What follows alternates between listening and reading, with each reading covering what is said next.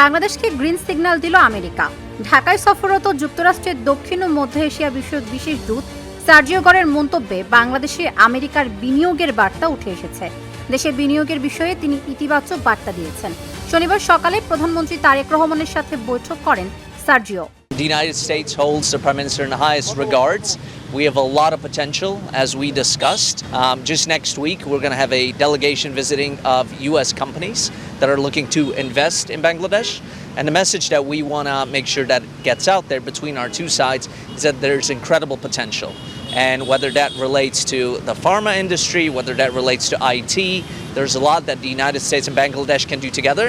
And we look forward on building on that and taking it to the next level. পররাষ্ট্র মন্ত্রণালয় থেকে বিজ্ঞপ্তির মাধ্যমে আরও জানানো হয়, সার্জিওর মতে প্রধানমন্ত্রীর নেতৃত্বের প্রতি যুক্তরাষ্ট্রের দৃঢ় আস্থা আছে।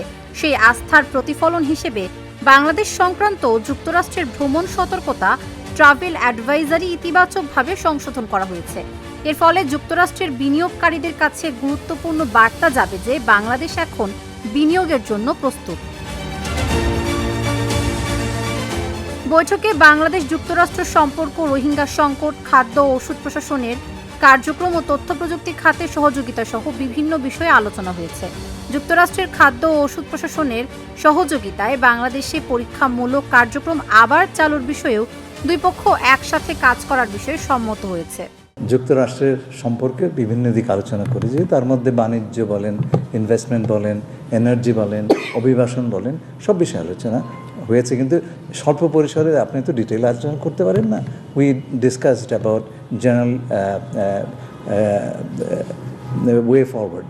তো আমরা আগে বললাম আমাদের সম্পর্কের অভিমুখ অত্যন্ত ইতিবাচক এবং আগামীতে আমরা এটার উপর বিল্ড করব। রোহিঙ্গার বিষয়ে আন্তর্জাতিক সম্প্রদায় থেকে আমরা যে সাহায্য পাই তার অর্ধেকের বেশি যুক্তরাষ্ট্র থেকে। মায়ানমারের উপর চাপ ইত্যাদি বিষয়ে আমরা আলোচনা করিনি।